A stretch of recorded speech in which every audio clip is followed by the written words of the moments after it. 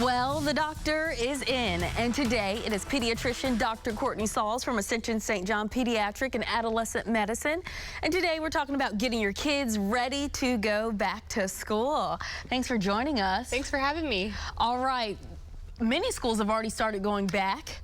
And so, of course, one of the big questions is, how do you prepare your children to head to that first day of school? Yeah, so I have a lot of tips for families starting school. Personally, my oldest son's starting for the very first time. That's exciting. So much excitement happening. Right. Also a lot of, what do I do? What things do I need to prepare for? So one of the biggest suggestions I have for families is if your school offers an orientation or a tour of the school beforehand, go ahead and take that tour, get to know the teacher, and also maybe practice a drive up where you can drive up to the school, practice your driving route if you're going to be dropping them off yourself, and figuring that all out beforehand so the first day of school you don't have that anxiety of, are we going to make it on time? Make sure you set your alarms early and give yourself plenty of time to arrive there without feeling that anxiety. Do you feel like setting the tone is extremely important for this, would you say, especially for the kids? Oh yes, so our littles, they feed off of our anxieties as parents, so the more that we have prepared ahead of time, the better we're going to feel comfortable about sending our kids off to school, especially if it's for the first time for a lot of families. And also know that the school you're going to is probably already open. All the teachers are getting their classrooms prepared, but they also have staff available. If you have questions, you can call them. If your child has maybe ADHD or needs some help in the school system, make sure you have your IEP plan submitted, which is an individualized learning plan for your child. There are a lot of things to be doing ahead of time in communication with your school.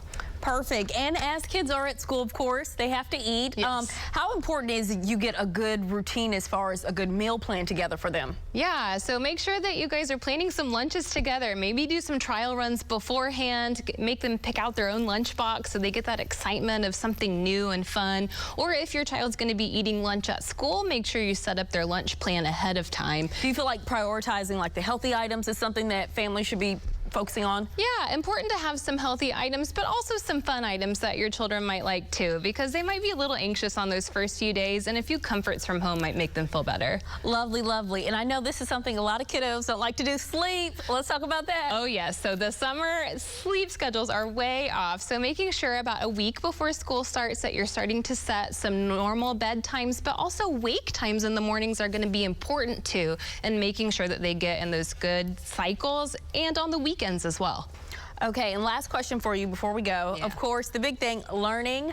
What would you say as far as setting that routine, getting them back to studying? What are your recommendations for families? Yeah, so setting up a special center in your house where your child can have their own desk or their own study space is going to be crucial. They can have access to all the materials that they need, and also making sure that your families have talked about a screen time plan for your family, and so that you have designated times in the evenings for work or homework, and then once they've completed those things, then you can introduce some screen time. The screens have probably been used a lot this summer, which is totally fine, but now that we're getting into the school system, you might start decreasing that a little bit and having a good education plan for home. Right, school is always first. Thank you, Dr. Sauls, as always, for joining us. That was great. Thank you.